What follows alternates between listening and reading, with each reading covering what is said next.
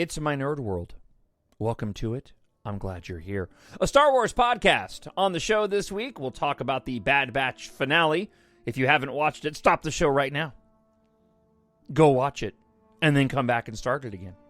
Taika Waititi is apparently wrapping up on Thor: Love and Thunder and starting work on the next Star Wars movie. So is Taika's movie the one that we're going to get after Rogue Squadron? Casting is underway for Ahsoka, specifically for the role of Sabine. Have a few details about that. Plus, we'll talk about the Force in the current Star Wars, Disney, Lucasfilm storytelling, and more specifically, kind of, where is it? Like, I know it's there, but we're not really focusing much on it. Plus, we do have some listener feedback this week. Let us not waste another precious moment and get to this week's show. Glad you're with me.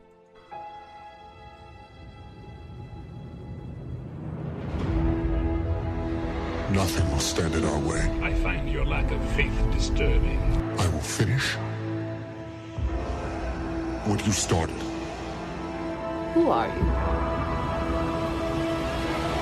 I'm no one.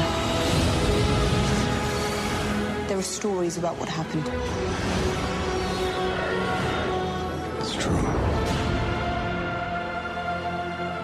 All of it. The Force. It's calling to you.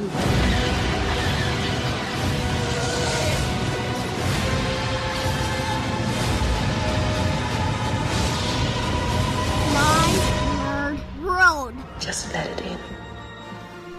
It's a Star Wars podcast here on My Nerd World, and I am your host, Jon Justice. I think I did that backwards.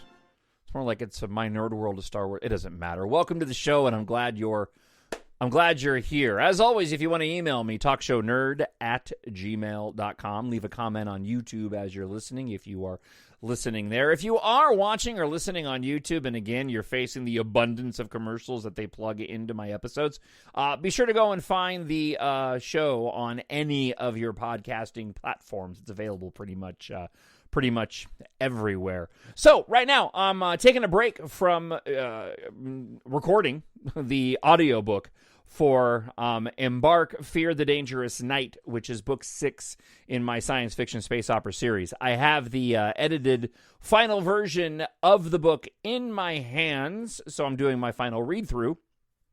Once my read-through is done, I will make the book available, which means it will be available here in ebook and paperback very soon, sometime before the end of the month. There'll be a delay on the audiobook because it just takes me a long time to edit it as kind of it goes with the release of all of my science fiction stories. But book 6 should be available a little bit later on this month. And as always, you can go to Amazon.com or mynerdworld.net for more information, and I'll plug the books more when we get to the end of the show. I got some special prices going on right now. So let's dive into a few things, and we'll start off with the Bad Batch. The Bad Batch wrapped up its season finale. As we talked about last week, we know we are getting a season 2, and my reaction to the season finale is a little bit mixed, and it's only mixed because of expectations. This is not a dig on the show in the slightest. I really, really enjoyed the show. And obviously, if you've seen the season finale, you are probably in the same boat that I am, I would imagine, if you've enjoyed it and made it that far, that you're glad that we're getting another season. They definitely set up a couple of things, right, for a season 2. I don't even have an issue, but like I said a moment ago, it didn't meet my expectations, but only because of my expectations. When you look at the end of season 1 of The Mandalorian, which was pretty epic. We get the Darksaber reveal with Moff Gideon, right? On top of just a fantastic episode directed by Taika Waititi, which we'll get into a little bit later on in the show because he's now working on his Star Wars movie. You get into season 2, and we all know how season 2 ended up. I mean, that was a huge, epic ending with the igniting of the green, and Luke Skywalker showing up there at the end to take Grogu off for his training. When you look at Season 7 of the Clone Wars, I mean, those last 4 episodes were just epic. I mean, they were movie quality. I went back just recently, as I mentioned on a previous episode, and combined a bit of those final episodes of Season 7 with the Clone Wars while I was watching Revenge of the Sith, and revisiting, even though I've seen it several times now, but revisiting that lightsaber fight between Darth Maul and Ahsoka. Just absolutely fantastic. But the end of that series was emotional. I mean, it was huge. Both of those closing shots, Ahsoka saying goodbye to the clone troopers that had died, and then the jump forward with Darth Vader showing up there. In the same location, and it covered in snow and the snow troopers. I mean, just absolutely, it was epic. So you get to Bad Batch, and I think my expectations were too high. I had high hopes for further reveals, maybe further mystery, and I know that we got that, right? It does seem to be setting up this continued thread that has popped up in The Mandalorian, right, of cloning, midichlorians. It does seem to have some ties to Mando. The Imperial, doing that thing with my fingers, scientist that walked out at the end of the episode to speak to Nala Se was wearing the same medical outfit as Dr. Pershing, who was the individual trying to extract the midichlorians from Grogu in The Mandalorian, right? So clearly they are, again, continuing to set up this idea of cloning, which, and I'm going to read you an interesting comment that I found on Reddit that kind of speaks to what I'm talking about. But, we're sort of leaning into these things that we've seen in storytelling as of late, Snoke's creation, Palpatine's return, obviously Grogu and the former Empire's desire to get his blood. I find all of that interesting. But there's an element missing from, there's actually a couple of elements missing from Bad Batch. It's been kind of missing from The Mandalorian.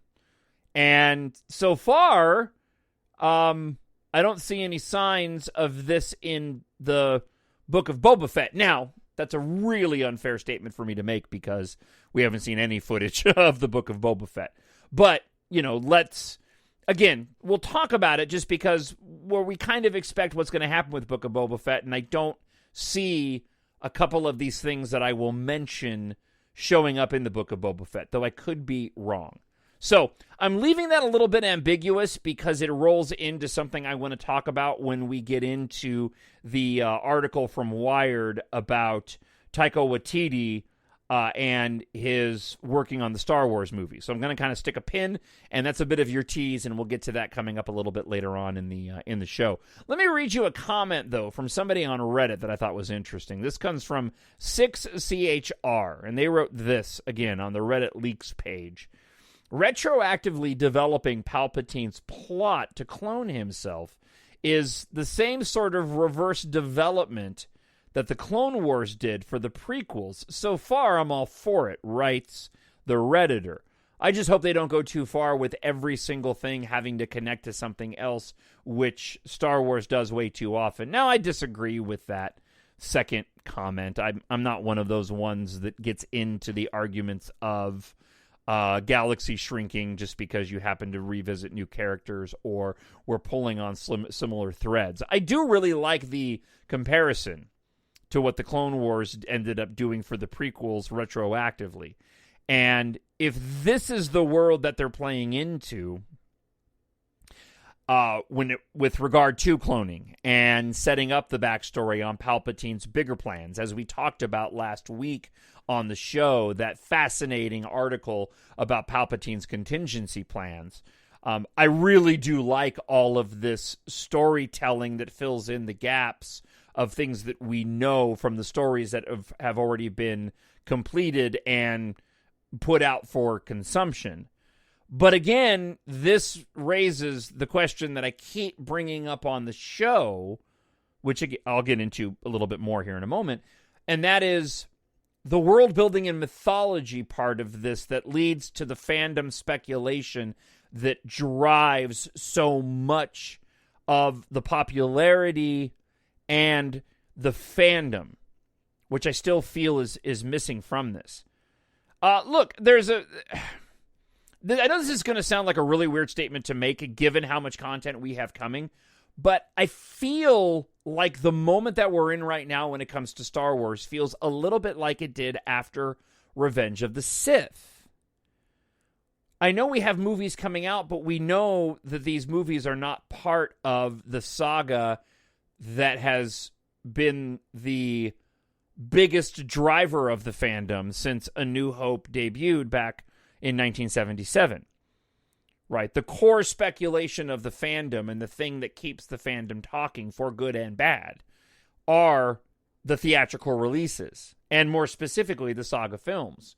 And right now, we don't have any indication that any of that is on the horizon. That's part of what I want to get into, especially when I talk a bit about those two things that I feel like are missing from the current storytelling, which I hope make an appearance very soon. So, again, a little bit more of a tease. Let me give you one more news item, and then we'll get into the Taika Waititi article and what I've been dancing around the edges wanting to talk about. So, let's switch gears just briefly. This is not going to go the way you think. All right, from Cinelinx and somebody who has accurately reported rumors before and breaking news, Jordan Mason posted that from what he's heard, they've narrowed down 3 frontrunners for the role of Sabine in the upcoming Ahsoka show. The Hollywood Reporter also had a subsequent article basically saying that Dawson is leading the live-action, Rosario Dawson playing Ahsoka, which we knew, is leading the live-action Ahsoka spinoff for Disney+, with sources saying that Lucasfilm is looking for an actress to star opposite Dawson as Mandalorian warrior Sabine Wren. A lot of people are pointing to Tia Sircar, who does the voice for Sabine, as being the obvious choice, and I'm kind of with them. She's an actress already. She's done theatrical releases. She's got the physicality. She already does the voice, and she kind of looks like that character. I know some people have been tossing out some other names, but they're actresses that I have not been very familiar with before, so I'm very, very curious to see, because that just seems like a very obvious choice. And it's different, in my opinion, than casting Ashley Eckstein as Ahsoka.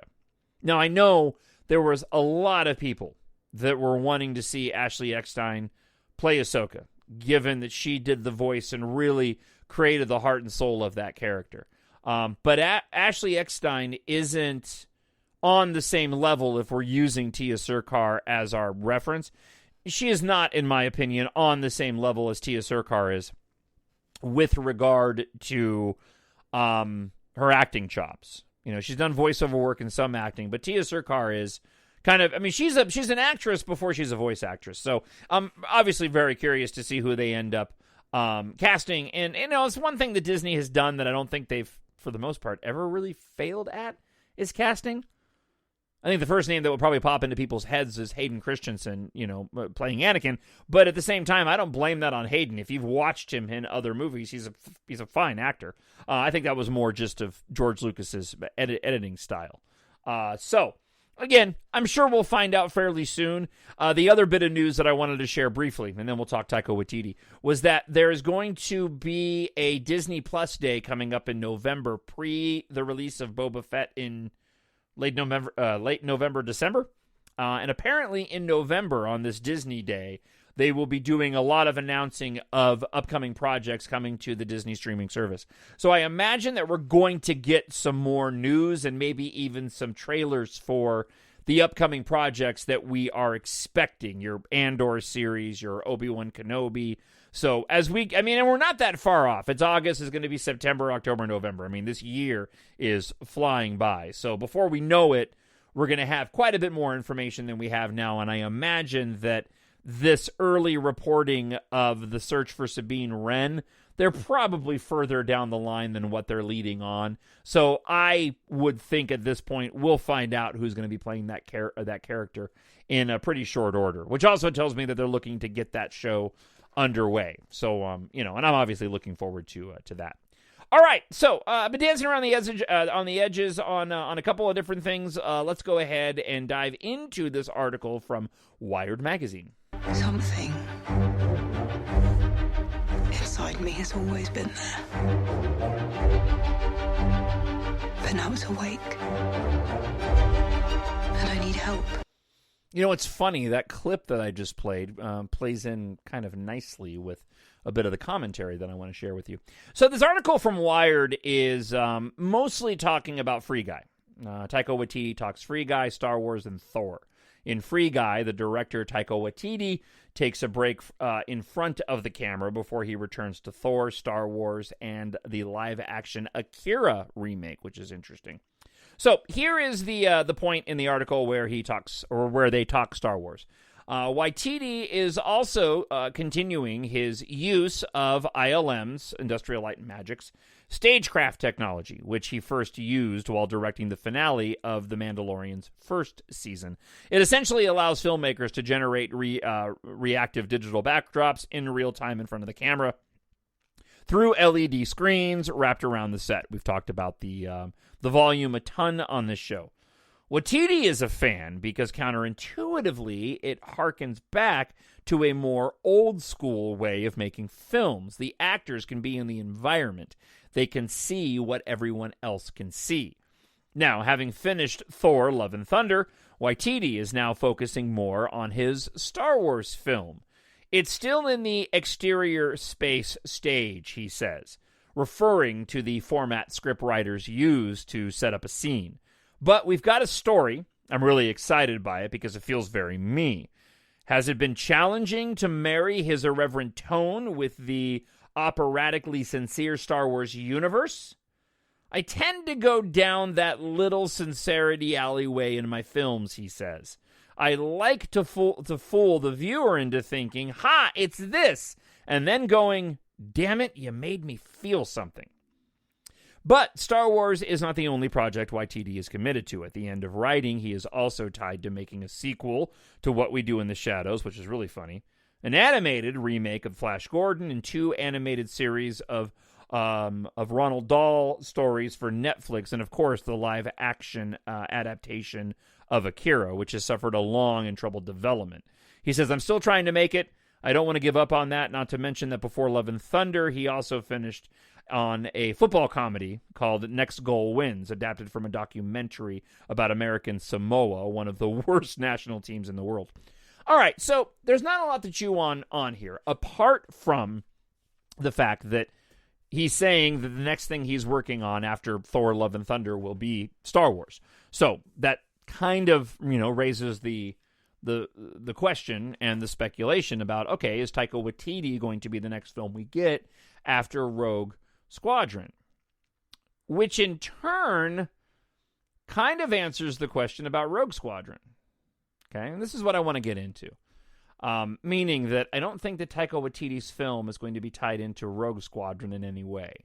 Right? Not that I had any thought that it was going to, but simply based on the release schedule, and let's just go with this assumption that we'll get Rogue Squadron in 2023, and then we're not going to get Taika Waititi's film until 2025.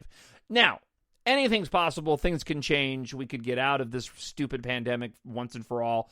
Disney could go back to, beginning to making, could go back to theatrical releases and decide they want to put something else out in between. But we'll base the commentary off of what we know. And if Taika Waititi's movie is the one that's up after Rogue Squadron, I seriously doubt it's going to be a sequel. So this brings me to a question, and this is something that I continue to talk about on the show because I firmly believe that Disney and Lucasfilm need this to continue to grow the fandom and to keep the fandom alive. I love the fact that we're getting all of this storytelling and we're getting all of these new shows. I think that's great. I'll always take more Star Wars. But again, The fandom thrives off of speculation. The fandom thrives off of mythology. So let me start here. Are any of these films, right, the Walden written, maybe produced by Feige movie, the Taika Waititi film, Rogue Squadron, are any of these films attempting to replicate what George Lucas did with A New Hope? It was a self-contained story for the most part. George Lucas didn't know if he was going to be able to make the other two films. His entire story was, the trilogy, the original trilogy was at first one big story. And George Lucas decided to chop it into 3 parts and get his first part made in the hopes that if it was successful, he could make the other 2 parts of the larger story that he had written. Of course, we all know he was. But that first story, right, was self-contained. It established the rules of Star Wars, and, and it was from there that everything else came afterwards. All right, so is what Taika Waititi making going to be akin to that? Is Rogue Squadron going to be akin to that? To where any of these movies coming out, depending on their level of success, could potentially lead to another saga. The real easy route, which I've talked about a ton, would be to go with Episode 10. You could introduce new characters, keep with the larger storyline of a saga that impacts the galaxy as a whole. You could maintain talking point relevance to the sequels, the original trilogy, and the prequels if you wanted to. You could use existing characters. I mean, you announce an Episode 10. Let me put it this way. You announce an Episode 10 tomorrow, and you're going to have an awakening of podcasts that you've never seen before. I mean, that's inevitable. And I would be hard-pressed to have somebody push back on that. If you said they're going with Episode 10, watch the fandom erupt in speculation in a way that you're not seeing them do with any of the content coming out. I'm not saying any mistakes are being made, and I'm not trying to be negative. I'm just giving you my view on what I think Star Wars needs. And while we're getting all this great content, let's talk about that for a moment. The Ahsoka show with Sabine and Ahsoka, we know they're going most likely searching for Thrawn and henceforth searching for Ezra. Okay. Where is that going to go from there? Because we're in this other part of the timeline and we know where the galaxy ends up a long way down the line because of what happens in the sequel trilogy and specifically The Rise of Skywalker. Okay, so don't know where that's going to go. Bad Batch, we're really way back on the timeline. So those characters have not made an appearance anywhere else. Now, I think there's a possibility that you could see a Grogu show up in the Bad Batch in Season 2. There is also a possibility that you could see Omega showing up in The Mandalorian, which I think is possible as well. Still raises the question, though, again, of, all right, where do they all go? Because we know what happens when you get all the way to The Rise of Skywalker. Cassian. Okay, I can't wait to see Cassian. And that show looks like it's going to be great. We know what happens, though. Obi-Wan Kenobi is the same thing. So what I would like to know from Disney and Lucasfilm is that when are you going to bring forward a story that can grow beyond the timelines that we're living in right now when it comes to the Star Wars storytelling? And are we going to get another hero's journey? That's where this whole thing started from. And Jon Favreau has done a fantastic job with The Mandalorian. There's no doubt about that. I love that show. I think he wisely decided to have the show be influenced not by Star Wars, but by what influenced George Lucas. But what's missing from that is kind of the hero's journey. You know, Grogu's been along for the ride. Mandalorian's arc is rather shallow. You're not getting sort of a Luke Skywalker hero's journey story out of The Mandalorian. He kind of maintained the same character throughout the show, even though, you know, probably the arc turned when he decided to go and save Grogu and made that his mission as he, you know, decided to help out the child. But we don't have this hero's journey in any of the storytelling. And I'm wondering if whether or not these theatrical releases are going to try to establish that. And then, again, like I said, if it's successful, grow a saga and a series of films based off of fresh material and characters that we're most likely going to be watching from these movies. Because in my opinion, that's where the heart of Star Wars and the heart of the fandom rests, and where the most speculation and enjoyment of the franchise is going to come out of the IP, is that hero's journey. And on top of that, the other part of this too is, well, two other parts. One, we're missing love stories in all of this, and I think this is really important. And again, I'm not trying to come down on the content being made. I'm really, really enjoying it. I am.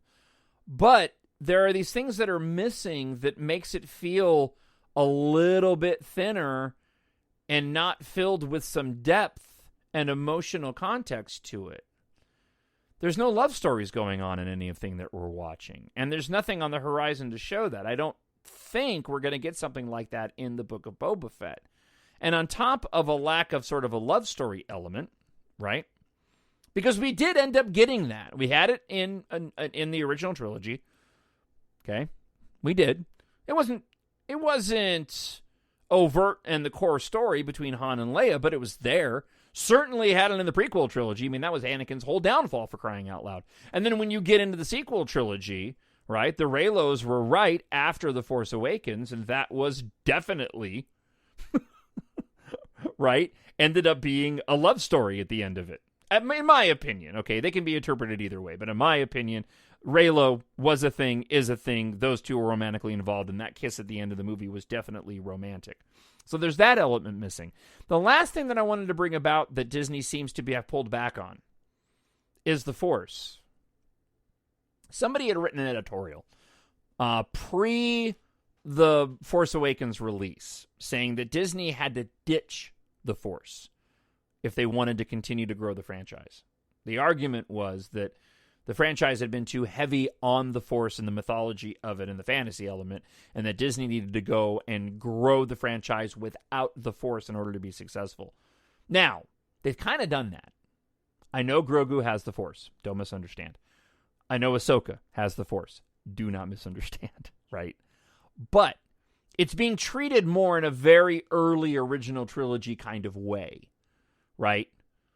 You know, Grogu was trained in the Force. He uses the Force, but we're not really adding much to the mythology, right? It's not the driving force behind this show. I mean, even in Rogue One, we had, you know, with Chirrut and Baze, we had this, I am one with the Force and the Force is with me. And we had Force moments. Jyn reaching for the Kyber crystal necklace as they arrived on Scarif at the end, you know, which to me was a sort of ambiguous way to say, wow, is she tapping into the Force right then in order to get them on the planet at that moment in time? Of course, the sacrifice of Chirrut at the end of the film, as he blindly walks towards the controls to turn on, you know, to turn things on. So that those elements were there in that film as well. But so far in the Bad Batch, it's been absent. There's emotional relationships between Hunter and Omega, no doubt about that. But there's no love story between adults or anything. And at the same time, there's pretty much no Force involved at all in that show. And then you get into The Mandalorian. Like I said, we have Grogu using the Force. We have Ahsoka, who used to be a Jedi. But this has not been the centerpiece of the mythology. It's almost as if the fantasy element of Star Wars is not really there right now. And it might just be personal preference. And it might be by design. Now, I was somebody, I think, before now who probably would have said that when we talk about the Force and the fantasy elements, I would not have put that high on my list of things that I love about Star Wars. However, the absence of it right now seems very apparent, in which case now I'm clamoring for it. Now, if that's what Disney's plan is, and they've actually talked about it this much, then bravo to them, because you got this fan wanting that. But I don't need the Force reestablished, right? And right now it all seems like, again, very A New Hope surface level that hasn't gone any further. When is Disney going to bring that back? And are they going to attempt to restart the saga-style storytelling on a theatrical level in the way that George Lucas did? I believe Star Wars needs that.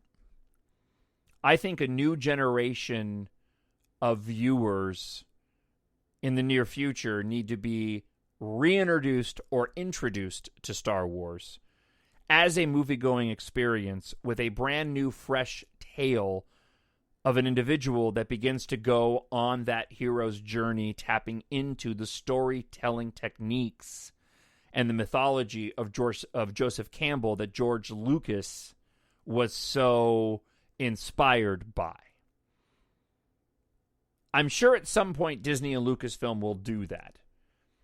I'm wondering if Taika Waititi's film is going to be that, because I think he would be a very, very good director and writer to try to do that and start things off. Rian Johnson absolutely would. And that's what I would love to see. If they announced Rian Johnson's project is moving forward, we don't believe it's been canceled. Last thing we were heard, Rian Johnson is still supposed to be doing that, doing his series of movies. Maybe it'll be Rian Johnson that plays that role. I think he could absolutely pull it off.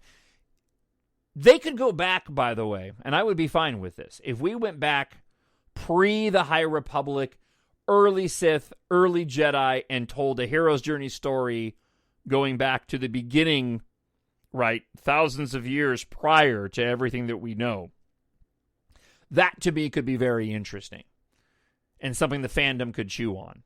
My preference is to move beyond the Rise of Skywalker timeline and begin to develop the storyline from the ending of that film moving forward. So I'd like to see that, but I will take either one. I just hope that Disney gets to it soon. I think that we're going to have our fill of Star Wars, and it's going to be a fantastic 2022. I don't have any doubt about that in terms of watching Star Wars content. And maybe all these things that I'm talking about of getting back into the fantasy elements and bringing about the Force more and a love story embedded in these things will make an appearance in the projects that are coming up. I still think there is a bit of all of these things being tied down because of where they occur in the timeline. But for Star Wars to thrive, grow, and more importantly, for the fans to speculate, good and bad, we've got to get back to that cinematic saga storytelling that is the center point of what Star Wars has always been about, that the fans have always gravitated towards. Like any of these trilogies or not, that's been the biggest driving factor of the popularity of Star Wars since it started with A New Hope. And I hope that Disney isn't putting all of their effort into live-action Disney Plus shows and one-off Star Wars films that don't have any continuation. I'll watch all of them. I'll speculate about them on this very show and talk about them and all that. But man, I cannot wait for the day when I sit down going into a theater knowing that I am watching the start of something big. That's going to be really cool. And maybe it is Taika Waititi's film. I think that could be rad because I think he's a very good storyteller.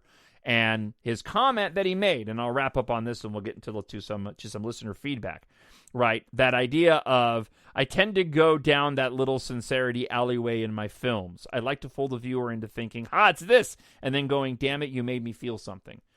And maybe he's the one to kick off a next set of saga films, right? All right. TalkShowNerd@gmail.com. Leave a comment up on YouTube. Was I completely off the mark here? Do you completely agree with me with everything I said? I'm curious what you think about my commentary and whether or not you've noticed any of this, or maybe you've noticed something different, or maybe you just think that I'm high and that the storytelling's been fine and all these things that I feel like are missing are there in the storytelling. I would love to hear from you. Again, TalkShowNerd@gmail.com, or leave a comment up on YouTube. I need someone to show me my place in all this.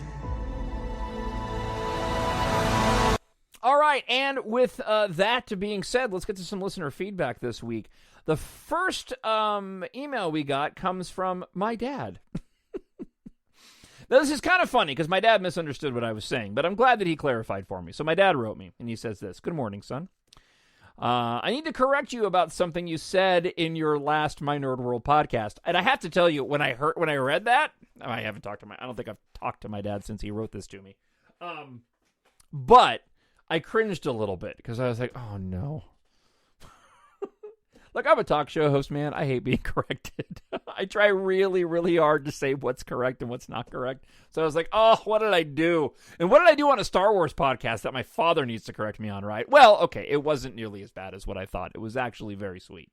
He wrote, your first visit to Disneyland was not when you were 5 years old.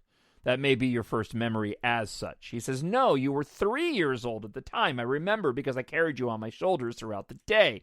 Almost hit your head on a sign going through a doorway. I also remember it was the best day I ever had at the park, with you on my shoulders laughing with excitement. That's sweet. So when I talked about this last week, getting into the Galactic Star Cruiser, and my wanting desperately to go to Disneyland because I haven't been there in so long. The point that I was trying to make was I haven't been to Disneyland in 5 years. And I think this is the longest stretch that it's ever been since I've been to Disneyland. And what I said was I assumed that I went when I was 5. In which case, if I'd gone when I was 5 and now I'm 5 years out, then I've gone the longest stretch that I've ever been in my life without having gone to Disneyland. So, turns out, well, no, I went when I was 3. Now, if I went when I was 3, something tells me that we probably were going once a year since I was 3 years old, in which case my thought that this is the longest that I've ever been without going to Disneyland is probably true. Even when we moved out of state I just don't even get me started. I miss Disneyland so much. It's my favorite place on the planet. Other than my room, right? Or whatever chair I have where my TV's in front of. No. Disneyland is really my favorite place on the planet. And I want to get to Galaxy's Edge so bad. So bad. Right? Somebody listening has to have an inside track, or at least a dog watcher. That's really the only thing that's holding us back right now. We have this dog that I love dearly, but she only likes us. She hates everybody else, right? Which is just the worst. It's the worst. I feel bad for everybody that comes over. I love my Artemis dearly, and we are all her people. But my gosh, that dog is territorial, and I feel awful for anybody that comes over. But because of that, we're, kind of stuck, because if we want to go out of state, somebody's got to watch the dog. Anyway, my father also asked this. One more question. The article you read about Palpatine, is that canon? You may have said it was, but I don't recall hearing you say it was. Very interesting. Need to listen again. Love, Dad. Love you too, Dad. Yes, that was actually, that article about Palpatine and his contingency plans came directly from the Star Wars website. So that was absolutely canon, which I thought was very telling. That article got released, focused on his cloning and why he showed up in The Rise of Skywalker, given what happened in The Bad Batch. I dig that storytelling, and it's probably the thing that I'm most excited about in the current level of storytelling, because it's the one thread that we can actually kind of pull on and speculate about, is that they really, really are zeroing in on this idea of cloning, and I really like that. Not even just that, but the M count too. Right, I was never a big midichlorians fan. Like a lot of people in the prequels, I didn't like the scientification of the Force. I like it being more akin to a religious experience, right? Something that a connection on an emotional level, than something that's actually through science. But that being said, I dig the fact that they are zeroing in on that and they're not ignoring it. So the cloning aspect, all this, I think is cool, and I really am looking forward to seeing them flesh all of that out. So I just wanted to say that to throw some positive, because I feel like I was being too negative with the other comments on the show. So that part of it I find really interesting. And like I said earlier, anytime that they can fill in a little bit more of the backstory of Snoke and Palpatine and cloning and all that, I think that's rad. Plus, it opens up a lot of really cool possibilities, I think, for the future storytelling as well. So, all right, let's get to Mark, who writes this. Listening to the pod after watching the penultimate Bad Batch episode, I have a couple of predictions for next week's climax. Ooh, I haven't read these yet, so we'll see if he's right, since I just watched the season finale. During the episode, we'll see the cloning equipment delivered to either Palpatine himself or maybe directly to Exegol. No, but I will say Mark's going to get a point because Nala Se showing up at that Imperial facility and having the cloning scientists come out to greet her is pretty close to, having the cloning equipment delivered to Palpatine. I mean, that she essentially is a cloner. So, Mark, you were pretty close there. Crosshair is still being inhibited by the chip or another method. So that, of course, turned out to be not true, at least so far. It seems as if this is all his own will that's keeping him with the Empire. Mark, though, thank you so much for the email, and would love to hear your thoughts on what you felt about the season finale. And yours as well. I'd love to get the listener feedback has been slow. I know that, right now when it comes to Star Wars podcasting and the content that we're getting, the podcasting world and the speculation world has slowed down quite a bit.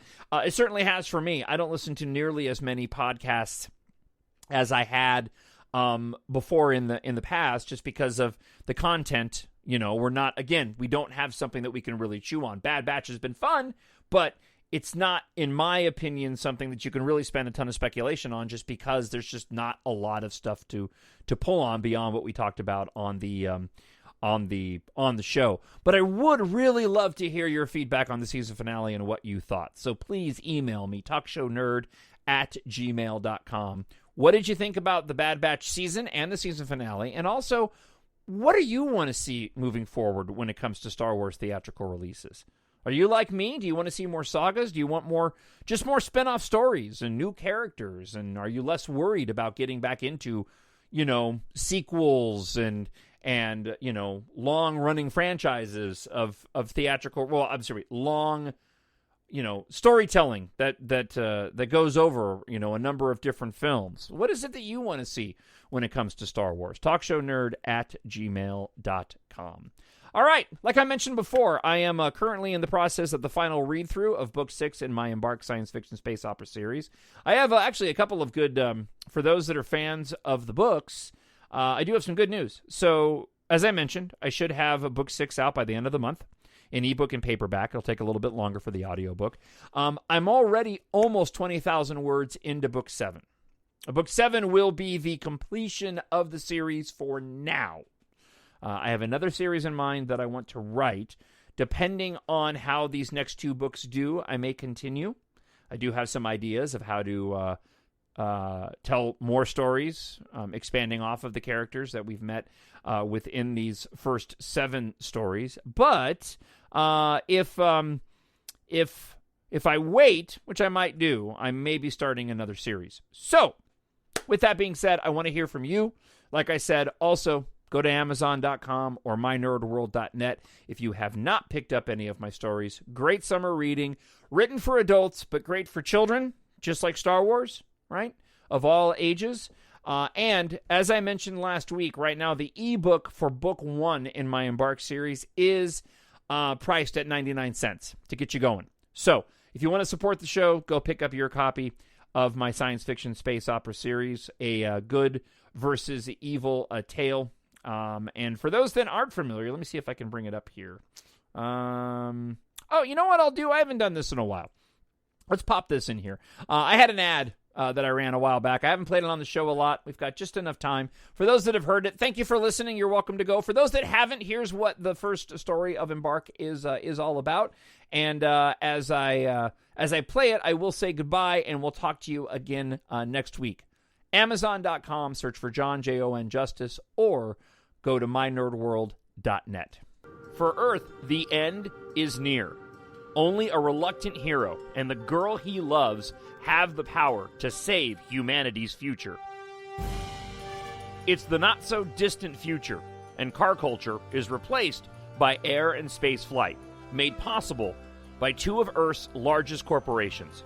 Flight mechanic Taft Guardia spends his free time racing through the skies with his 3 best friends and the girl he longs to be with, headstrong Keith Amaro. With the planet on the brink of an industrial apocalypse, a powerful and ruthless corporate madman, Sint Argum moves to exploit the disaster with his covertly created military. When Taft, Katha, and their friends uncover a shocking secret, Sint Argum will stop at nothing to find them. Time on Earth is running out, but with the help of a ragtag group of young pilots, they'll fight for humanity's future and survival among the stars. The Force will be with you, always. My nerd world.